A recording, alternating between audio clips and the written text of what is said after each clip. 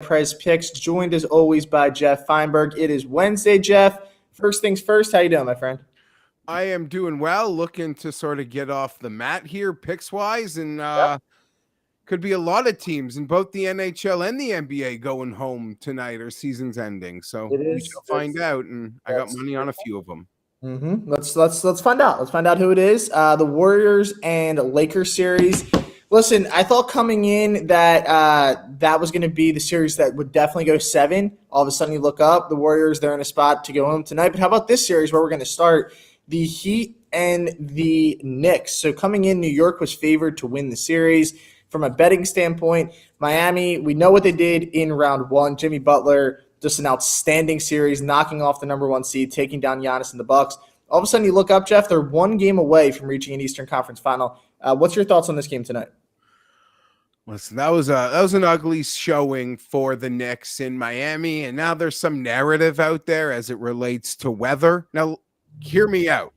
When I go south, I am like a polar bear. It hits me quick, but I am not in the condition these guys are in that they maintain all year long. I walked 9 holes on the golf course the other day. My feet are still barking, okay? I got to get into seasonal shape here.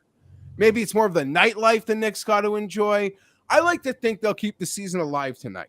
But there's an element, or I don't know what to call it. There's a thing, for lack of a better word, that I like to focus on when betting NBA and elimination games, Matt. And it is taking the team up against the wall. I don't know if they're going to win. I don't really care to invest in that. It is taking their star player and is saying that guy's going to play 46 minutes tonight. Right, he should be getting a lot of time. Jalen Brunson, over 25.5. I would even look to playing that on alternate lines, over 26, over 27, over 30. I'm going to ladder, for lack of a better term.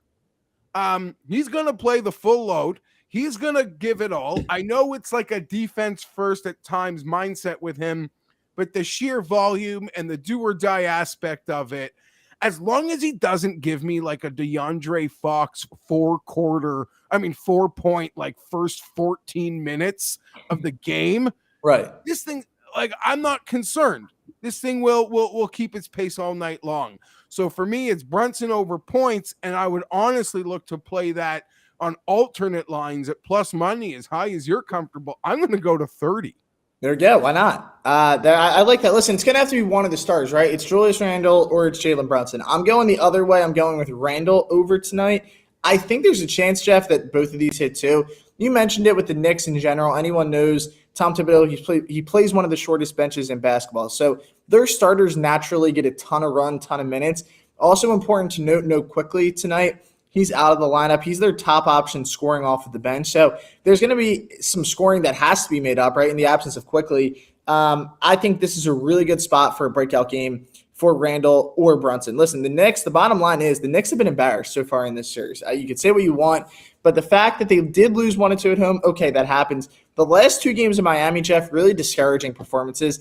Not necessarily because they got outplayed, but I just thought they got out-hustled. If you watch that last game versus Miami, so many rebounds, loose balls. Miami got to every single one of them. That's unacceptable effort there from the Knicks. You even had Julius Randle in his post-game press say that maybe they just wanted it more than us. I mean, that's just something that's really confusing. I'll tell you from a media outlet being in the Philadelphia area, if a Philadelphia 76er player said that, Jeff, it would not be pretty the next few times that they're out there. I expect a very similar mindset with New York. They're very similar, where they expect a lot out of their players. They expect a lot out of Julius Randle. You've heard guys now calling for him to be traded from the team. They don't think he's a winning player. He has a chance to go out there and kind of put that narrative to bed tonight. So I like Randle's over tonight on points. I expect him to be ultra aggressive. Again, no Quickly in the lineup. That should make up for some of that scoring. Him and Brunson need to see extended minutes. They need to play desperate tonight. If you win this game, I still think the Heat win the series, but if you win this game, then it just becomes a 2-game series. You got to go into Miami and steal one. Also important to note, Miami 17-24 this season, Jeff, away from home. So they did struggle at times playing away from South Beach. But yeah, I think the Knicks are in a good spot tonight. Brunson or Randle, really either one of them, I think that they could sneak over this number. Yeah, I would mind him side pocketing a little, probably at a lesser stake, because I'm quite confident in Brunson, in Randall hitting his number as well. But elimination game, backs against the wall, sheer minutes, that ball is going to go in a bucket enough probably for both of them to clear it. That's what I'm thinking. A lot of volume here from these two. So that's my mindset in this game. Let's hope that they both show up, right, and that they perform to the best of their abilities. All right, Warriors, Lakers. This is a huge game tonight. Let's just jump right into this. This series, again, this was one that I thought of all the series coming in. Now, again, I have the Sixers bias. There is a lot of history between Philly and Boston. So on paper, you can make that argument. That was the best series coming in. But LeBron versus Steph, one more time. You don't know how many more years LeBron's going to play. This could be one of their last playoff meetings. He's dominated this series. The Lakers have dominated the series. Anthony Davis looks healthier than ever, which is kind of a scary sight for the rest of the Western Conference. 7.5 points though tonight, Jeff. Do they cover it or not? If they win, I guess I feel like they cover. Sort of probably gets to one of those games. Their win in this series was quite lopsided. You get them feel like if it gets away late, the Lakers maybe retreat, just send the guys to the bench, knowing what is to come, knowing the likely outcome of tonight. For how like everyone always waxes poetic about the NHL playoffs, Matt, and they're great. I mean, history shows they're great, and the variance in them from 8 seeds. You know, since you're a little kid, you've seen 8 seeds. Like, you're not even surprised to see an 8 seed go home. In the moment, surely you are, but in the big picture, never. The games have been so lopsided and boring, but the NBA playoffs have just been outstanding this second round for the most part. How entertaining they've been. I told you and our producer my age, I guess, before we showed, and you were surprised, and I'm flattered. But I'm an old man, and these great Western Conference series being on so late at night is just killing me. I'm at the age where it's like, oh, it's a thing. But yeah, LeBron, Steph, I have no bet here yet. I really don't. I don't know what to do with the game, but I don't think the dynasty ends tonight. I don't know if that's even fair. It does feel like that things will be changing in Golden State when the season is over, certainly, or they'll look different. On that note, like, give me your bet here, and maybe before we even move on to the day baseball, like, you have any updated futures, like NBA Finals numbers, as a lot of these series look like they're on the brink. Right. Well, the one thing I will say, Jeff, when I wrote an article for oddschecker February 4th, we took the Lakers to win the West at 16-1. So I'm thinking of hedging it a little bit, right, if they win this series. The thing I will say when you talk about futures and odds, it doesn't feel to me like this series is over at all, and especially from a betting standpoint. Like, Golden State is plus 375 to win the series. The other teams who were down 3-1, or the other team who's down 3-1, the Knicks, they're plus 600. So it just shows, the fact that Golden State has been here. I think in the Steve Kerr era, they've been down twice, 3-1, and they're 1-1. They have come back and won a series, down 3-1. So they've showed the ability to come back. Listen, if there's any team in the NBA who could do it, just purely based off championship DNA and experience, it's Golden State. I think they blow out the Lakers tonight. I don't even think this game's close. I think that they win this game by 20 plus. Listen, if you're Los Angeles, again, you did your job. They took care of business where they had to take care of business on their home floor, back-to-back games. If you're LA, you're really locked in on that game 6. Like, that's the game. It's very similar to the Philly-Boston series. If the Sixers lose at home tomorrow night, I don't feel so great about them taking 3 in Boston, right? Like, that's a very difficult thing to do. So it almost becomes their game 7. I don't want to say Los Angeles is going to play this game without a sense of urgency. Of course they are. It's the playoffs. But Golden State's sense of urgency has to be higher. They're not going home tonight. I think there's no chance the Golden State Warriors lose this game. And when you see a spread this large, it sometimes is one of those things where the book is like daring you to bet the Lakers. Exactly.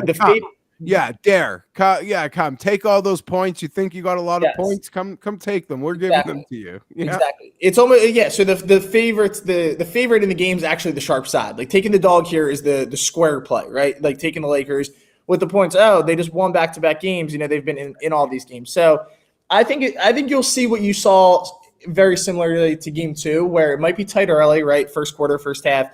Ultimately, though, they pull away. They pull away from this number. My favorite prop for this game, Jeff, I am going to give you guys out a prop here. I just want to check the updated number. I believe it was 22.5 on Klay Thompson. Let me just check. And over on DraftKings, it's still 22.5. So Klay Thompson over 22.5 points. Here's the thing, what I see in this game.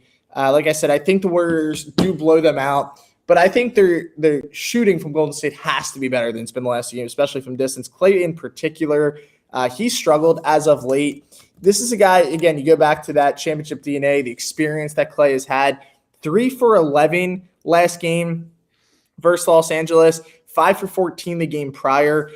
Do want to note he's gone over this number in both of his home games in this series. If you date back just the overall playoffs, he's gone over this number 4 times at home. So for whatever reason, he's performed better in his own building. This is a desperation spot for Golden State. This is where the stars have to step up. Steph's going to go out and he's going to turn in a good game. But what can the other guys do? What can Klay Thompson do in particular?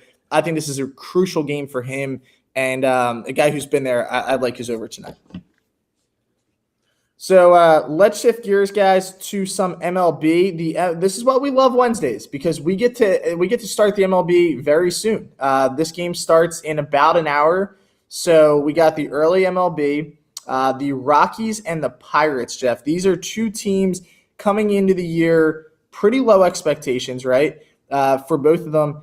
Pittsburgh, though, they've overachieved to this point on the season, but they've come back to life a bit. I will say that as of late, compared to where they were a few games ago. They're still 5 games over the 500 mark. And today they get Colorado at home. Colorado 15-22 on the year. This will be the 3rd game of this series. Pittsburgh took game 1. Colorado bounced back 10-1 win yesterday. I'm backing Rich Hill on the mound with minus 138 juice. Listen, it does not sound good in my head. I'll say that out loud again. I'm backing Rich Hill with juice. But overall, I think this is more of me expecting Pittsburgh's bats to come to life. They face Antonio Sensatella on the mound. Small sample size this year. He's only pitched 5 innings, so he's a 1.80 ERA. He started the year injured. This is a guy who's been around the block for a little bit of time, been in the league for a long time. Traditionally, this is a very average arm. I mean, most of his career, his ERA has been close to 5. So you're not facing a great arm here for the Rockies. I think this is a really good spot for Pittsburgh. I think that they come out in this game early on, that they put up some runs, and that Rich, you kind of know what you're getting with Rich Hill. It's probably going to be 5 innings, 3 runs, 4 runs maybe. So in a game where I see runs, I do like the over here as well. I will note that. But Pittsburgh, the last 2 games, the last 18 innings, they've combined for just 3 runs. This is a lineup I think that's too good not to have a bit of a breakout at some point. So give me the Pirates here to start the day. I think that they do get this win, get us in the win category early and keep us hot as we roll into the night. Yeah, my concern with the early games was all my leans were just heavy chalk, and I didn't really want to give those out. This would be one of them, and my biggest uptick with Rich Hill, who I know he played the Blue Jays last and he struggled, but up to that, he'd been truly fantastic. Yeah. And it really seems like early in the season, Matt, he was giving up homers in that typical Rich Hill fashion all over the yard. He's only given up 1 in his last 3 outings. Yes. Which is very good compared to the 7 he gave up in his first 4 outings on the year. So I do lean the Pirates here. As of now, it's a no bet, but hey, you see that early start time, and it's this game was 7:00. There's no way I'd be playing it. It's an early start time and a lean. An early start time and a lean. It's like let's get the day going. Sucks you in, doesn't it? Yeah, it makes you get you going. It's a beautiful day here. Why can't we put on some baseball at 12:30 and start the day with a winner, especially when you're hot. If you're feeling good, these games are the best. When you're a little cold, Jeff, these games scare you a little bit. You're like, I don't want to start the day at 12:30 with a loss. But when you're hot, there is nothing better in the world than day baseball. All right, another game that has an early start time this one's tonight. This is a later game that we have. So we got the Cubs taking on the Cardinals, 7:40 Eastern time. Cards, Cubs, Jeff. Classic matchup, two teams that don't have a lot of love for each other. Two pretty good arms on the mound tonight. We get a pair of southpaws, Jordan Montgomery taking on Justin Steele. Listen, the last time we were on this show, we backed the Cubs and Steele, if you remember, on Friday. He was outstanding in that game. I expect him to be really solid again tonight. This line has kind of been around. Right now, it's the money line on St. Louis is -108. It's pretty much a pick 'em at the moment. But Steele, 5-0 on the season, 1.45 ERA and a whip of 0.95. He's been lights out thus far this year. I've been riding him. I'm not going to stop. Like, this is a guy that has made us money. Is he due for some regression? Probably. I don't think he's going to pitch the whole season undefeated with a 1.45 ERA. But while the guy's hot, you got to continue to do it. And the Cubs, I think, after a pretty lackluster performance last night, they had a lot of chances to put the Cardinals away in that game. They could not do it. They're due for a win. They have lost 3 consecutive games. The last time we backed them, Jeff, on Friday, they were on a bit of a losing streak there. Here we go again tonight. The Cardinals, this is a team that has been really bad to us this season. I will say that. I think they've been bad to a lot of people. But they're going for a potential sweep and looking to win 4 in a row, which would be a season high. I don't know if they win the game, but while Justin Steele's out there, give me the Cubs.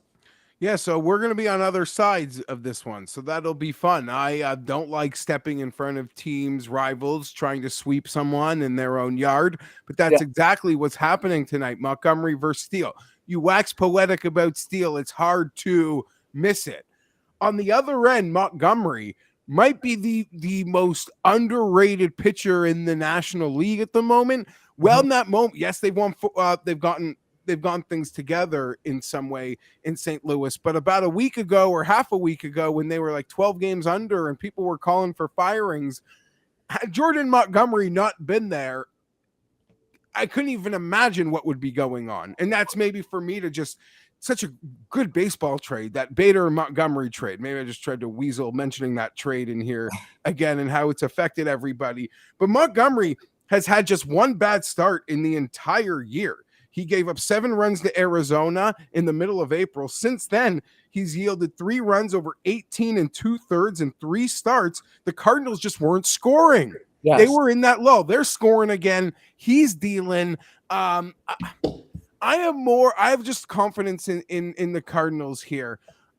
I don't love stepping in front of Steele, but the fact that it's Steele, it means I get this at the close to the pick'em instead of laying the juice that I guess I would in this situation. So I'm back in Montgomery and the Cardinals here. We're going head to head. We'll see. Well, hey, one of us wins. That's all that matters. Somebody comes out tonight, Jeff, with a victory. All right, guys, real quick before we shift gears to the NHL, I did promise I'm bringing out a $100 challenge, Jeff. So we've been doing the $10 ladder challenge. Once we got to day 10, we've been there. We've been hunting around it. What I'm going to do is I'm going to shorten the challenge and up the money, right? So at this point, if you've been riding, you got $100 somewhere to throw this on. So $100 challenge. Here we go. We're going to do day 1 today. We will get a graph out too. I know a ton of people working right now. I don't want you guys to miss it. This also does play all day, by the way, if you want to come back and watch it. But anyway, we're going to go Knicks -4. Scary play, Jeff, but they're doing it. It's at +100. I don't think they come out tonight and lose 3 in a row at the Garden. I think a lot of people are ready to write them off. A lot of people are back in the heat. They're riding the heat wave. Jimmy Butler, I get it, right? It makes sense. Not tonight. I think tonight's the night where we see the Knicks come out, or we see the Knicks win this game, and we see them cover this -4 number. And yeah, I think we cash that in. So that's it. There it is. $100 challenge. So again, we shorten this and we can get to 10,000 real quick. If we hit this on plus money, we'll start chopping up the math, but Knicks -4, that's the play. Give it to me. I think we win this. Desperation breeds brilliance. Yes. Garden tonight. You hope. Let's hope so. Or I lose $100. So let's hope that's the case.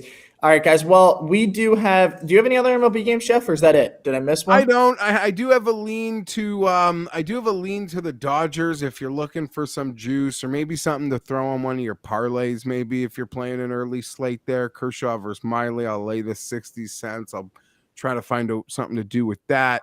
And I do like Montgomery K's, but the Cardinals are my main play. That would be an over 5.5. But my documented pick for here is for baseball today is St. Louis. Okay. I do have a Nerfy of the day too. Before I forgot that one. So our last one, we got to the bottom of the inning. Dylan Cease was in. I was like, all right, we got this. He came up short. So did we move to 5-2 now? We'll still take that record so far this season, but we're gonna go with a Nerfy here tonight. Or is this today? This is today. All right, so we get an early start here. We're going with the Mariners and the Rangers. No runs in the first inning. So, listen, it's a little juicy at -135. Typically, I don't love this, but we get Luis Castillo on the mound and Dane Dunning. Now, Castillo, it's been well documented how good he's been. Really, outside of one hiccup this season, you can make the case he's been the best pitcher in the MLB. I mean, the dude has been completely lights out since putting on a Mariners uniform. He's been great this year. But Dane Dunning's the guy that a lot of people are kind of brushing over right now. Neither one of these lineups, Seager's still out of the Texas lineup. They do have some guys in that lineup at the top that scare you. Obviously, on the other side, Seattle has Julio and some other guys. But I wouldn't say currently either one of these lineups is like a top 10 in baseball. So I don't think you're going to have to face too many difficult bats in this lineup to navigate through. So give me Luis Castillo and Dane Dunning to go out there to get 6 outs. This game does start at 3:40 Eastern time. So if you want to get this in, what time is it now? All right, we got 11:20. So you got some time, but make sure to get it in. The line might fluctuate a little bit. I don't want you guys to lose a good price here. I did get it at -135 this morning on DraftKings, but again, I won't be shocked if it continued to go up. If you want to get really crazy, shout out to that guy Betts, who's an oddschecker guy. He does the second inning no runs. I didn't even look at the juice on that. I'm assuming it's high, but I think you could double up there. If you see that first inning no runs hit, take a second inning no runs. I see this being very low scoring. So Mariners, Rangers, no run first inning. That is the bet for tonight. All right, let's shift gears here, guys, to our final segment of the day. I will also get the parlay of the day out at the end, but we have 2 NHL games. And, Jeff, I'm going to let you take over for your Maple Leafs tonight. Okay. What do you got? I don't much. I'm not expecting them that much. Okay. I don't know what else. I mean, you talked about what Jalen Brunson said and how that would go over in Philly. Yeah. Well, this is. I mean, people here are just so downtrodden. Mm-hmm. I mean, in a macro view, they've just had this core for so long. They can't do anything. It's the antithesis of what doesn't win in playoff hockey. Yeah. 4 guys that make so much money that are all just highly skilled. Right. And it does seem like the supporting cast has kind of shown up for the Leafs. And that's what's killing people here. And that the guys that were given everything, the guys that weren't willing to take hometown discounts, that they literally had to pay top market the year. They wouldn't even give the Leafs the years they wanted. They just bullied the Leafs in negotiations and the Leafs relented. And we've seen great duos, just overcome everything in playoff hockey before. And this one of Matthews and Marner, and you could sprinkle in some Nylander and Tavares, they just can't. And I'm expecting them to fold like a cheap suit. If I coach the Panthers, I don't need to give them any advice. It's just standard sport. Go out there. Yeah. I think if they go out there and put their will on this thing in the first 10 minutes of the game is over. If they let the Leafs get comfortable, score a pretty tic-tac-toe, then the Leafs can get on a vibe and maybe this thing comes home. I can say home down the street. Yeah. But if the Panthers if their best period is the first period, the Leafs will quit. They will quit. Right. That being said, I just said it for the Knicks. Can desperation breed brilliance? I'm not counting on it. I don't think my group chat is either, Matt. The vibes cannot be high right now in the 6. I can't imagine so. So, listen, Toronto's let me down, Geoff, already 3 times in the series. I'm not going to lie. I'm not going to sit here and act like I haven't bet on them every game, and every time I've been heartbroken. So, well, I think game 1, right, was the one where they jumped out 2-0. They look good. They were like -4.5 live or something. No, that was game 2. Oh, quick. It was an answer. They were answering the bell for just a tough game 1 where they outplayed. They outplayed Florida. They were the better team. If you're into that, like, expected goals, that's like a thing in soccer sort of to gauge. The Leafs won by 2 goals in expected goals. But, Bobrovsky was on fire that night. And then you said it in the next game, quick 2-0 lead, and Florida just stayed in the fight. They didn't let the Leafs get away, and then the Leafs did what the Leafs do. Extremely disappointing. I mean, listen, at least they won a playoff series. Maybe it's baby. Does it count if you don't win a game in the next round? That's a very good debate. Does this Leafs playoff win count if they get swept by Florida? The books are still making them a favorite, though. Does that surprise you a little bit, or do you think it's just the name bait? I don't know. Maybe there's enough people like you that feel like I bet them 3 games. I gotta bet them a 4th. They have to, right? They can't get swept. I mean, they could. To your point, they've all been 1-goal games unless something has skipped my memory.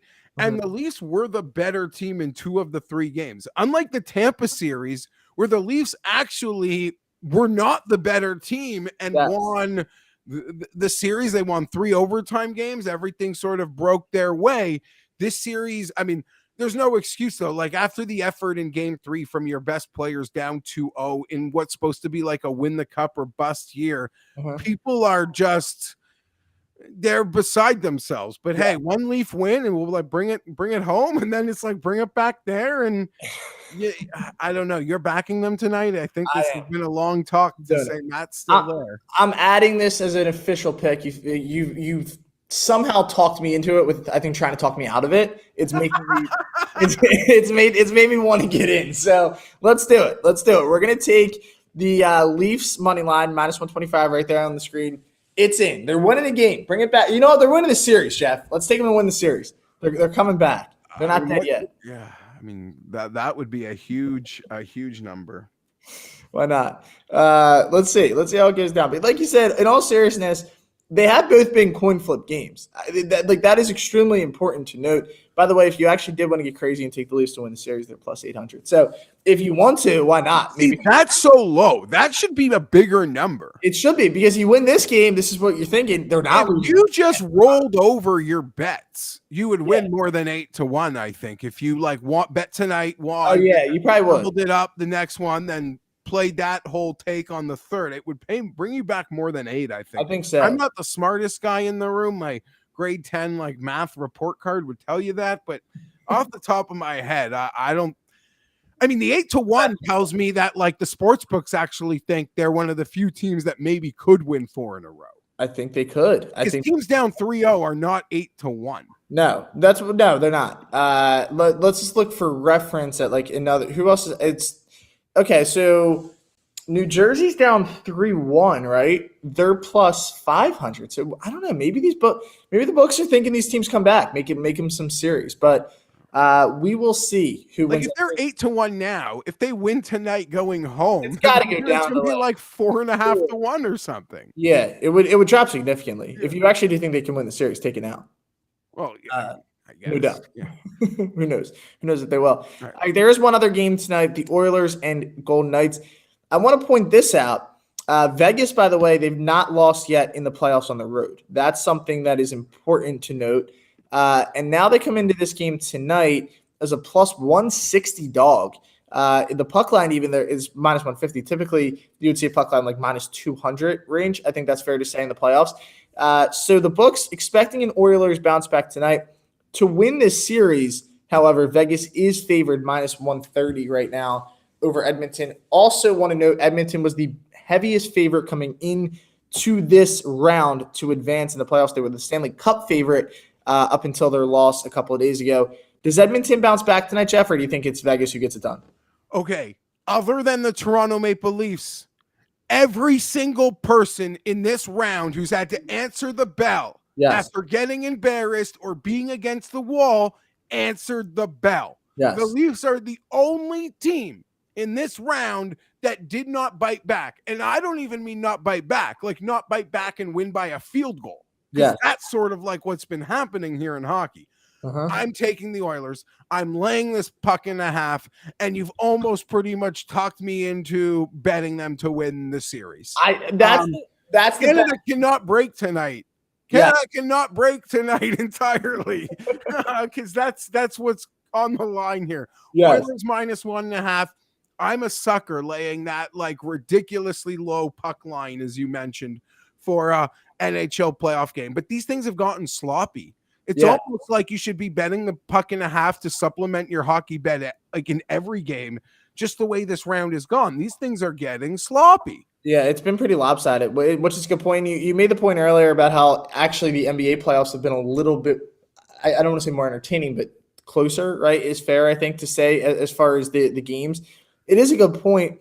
I think Edmonton desperately needs this game tonight. Like, this is a massive game for the Oilers. They just simply can't lose this. You lose this, you do go back to Vegas down 3-1, right? So this is a game where, you have to win. And Vegas won in Winnipeg, right?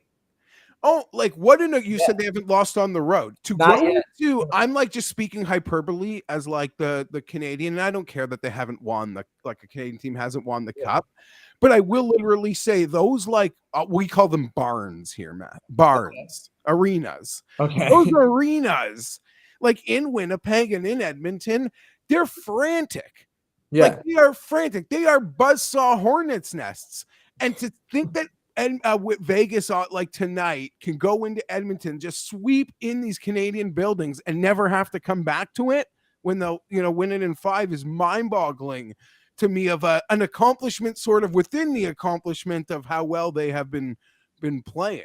Yes. It's been pretty wild, honestly, to watch these series kind of evolve. Like, it feels like the road teams this year have just performed better. Vegas is one of those. So we shall see who wins tonight. The huge game, though, massive game for both of these teams. Guys, before we head out, I did cook up a parlay. I promised you guys one at the end of the show. And we're getting a pretty good price here. So I think we're at plus 450. At least it was when I did it this morning. You guys can knock it into your sports book and see what you come up with. So what we're going to do for tonight's parlay is today's parlay, we're going to go with the Pirates money line that I mentioned. That's going to kick us off. And then we are going to go with the Warriors to win tonight. They have to bounce back. We're taking desperate teams outside of the Pirates, and then the Knicks. So that gets us plus 450. Listen, I would throw in the Oilers too if you want to get crazy. I did not extend the parlay that far out. But if you want to throw in Edmonton, I think Edmonton's a really solid lay piece tonight in a parlay. They have to win that game, in my opinion. And the other two teams, the Warriors are the safest parlay piece of the season, Jeff. I will go out and say that I think the Warriors win this game by 95 points. They should blow them out. They should win this game. Golden State gets it done tonight on the money line. Pittsburgh's going to be the one to sweep. But the fun thing about that is if this parlay breaks down at noon, we could just switch it, right? We take the L, then we go Knicks, Warriors, and then we add the Oilers instead of the Pirates, right? There's just got to be that other team. So there is a way around this. The sky is not falling if you lose a bet at 12 o'clock because there's more hours in the day. So we got that, Jeff. We got that going for us. So make sure if you want to have some fun, throw in that parlay. Obviously, it's just for peanuts. Do it responsibly. We appreciate everyone and a ton of people here live with us. Over 4,000 live hopped in. We appreciate everyone who took the time out of their busy morning to watch Jeff and I today. We will be back a Friday episode, which we love. We'll get the weekend set. We'll get the stage set. Make sure to follow us on Twitter right there at oddschecker.us. Also check out the YouTube at oddschecker.us. All right, guys, we will see you guys Friday. Hope everyone has a great rest of your Wednesday. Be back 11:30 a.m. Eastern time. See you guys then.